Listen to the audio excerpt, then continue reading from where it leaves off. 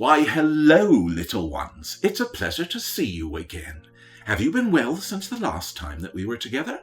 I do hope so. We care ever so much about each and every one of you. Whether you're big, tall, little, or small, we're glad that you can come here to the safe space and listen to our stories. Well, now, it's getting quite close to Christmas, isn't it?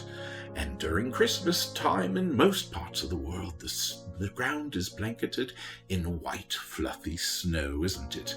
Ooh, it's terribly cold, but it is terribly pretty as well. Do you know what else is white and fluffy? Sheep, yes, very good. And do you know what?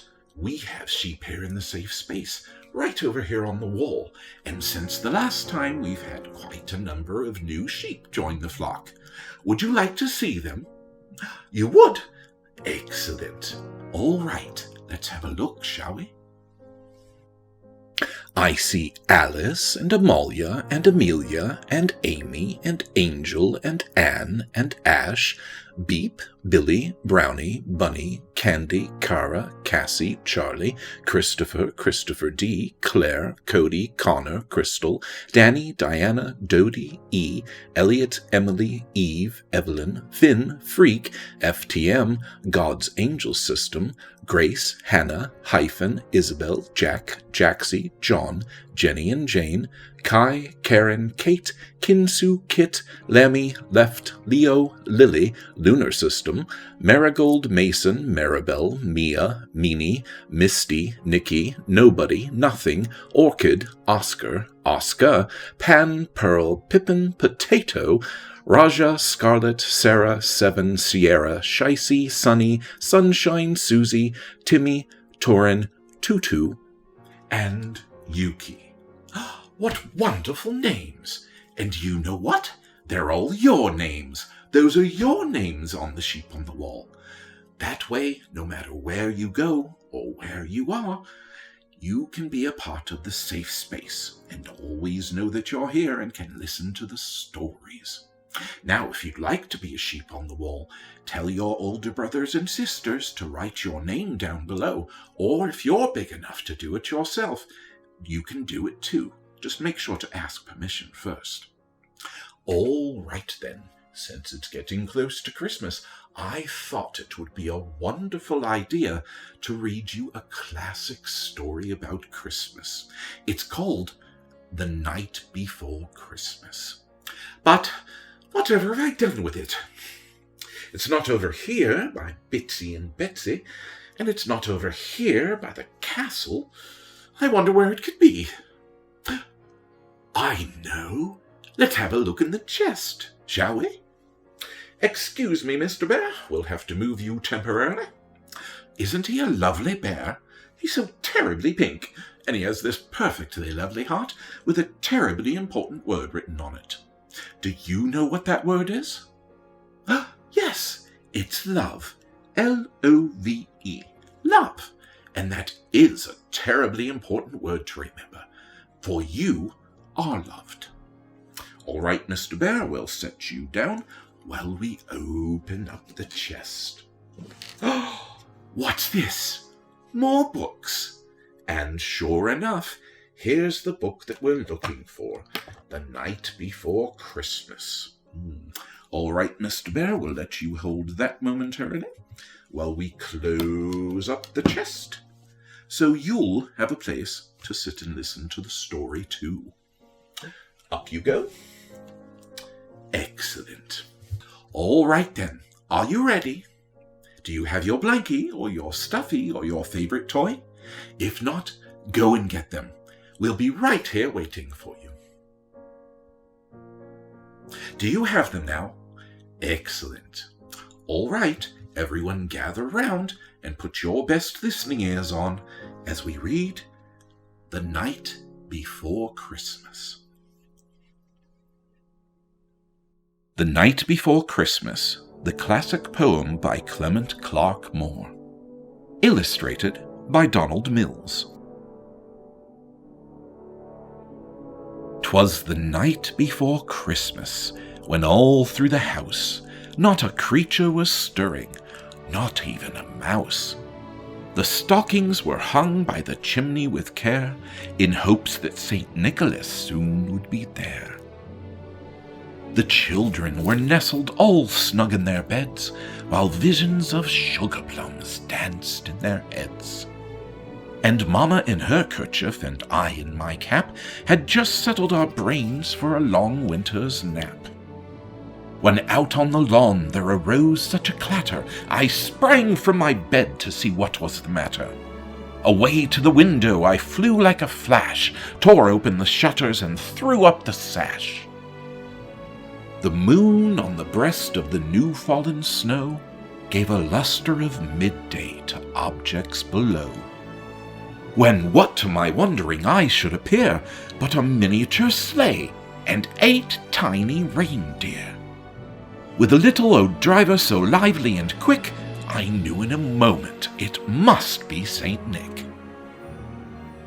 More rapid than eagles his coursers they came, and he whistled and shouted and called them by name. Now Dasher, now Dancer, now Prancer and Vixen, on Comet, on Cupid, on Donder and Blitzen, to the top of the porch, to the top of the wall, now dash away, dash away, dash away all!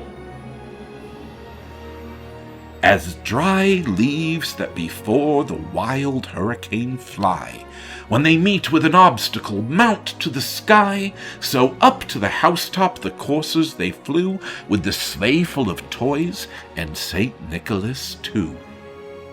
And then in a twinkling I heard on the roof the prancing and pawing of each little hoof. As I drew in my head and was turning around, down the chimney St. Nicholas came with a bound. He was dressed all in fur from his head to his foot, and his clothes were all tarnished with ashes and soot. A bundle of toys he had flung on his back, and he looked like a peddler just opening his pack. His eyes, how they twinkled! His dimples, how merry! His cheeks were like roses, his nose like a cherry.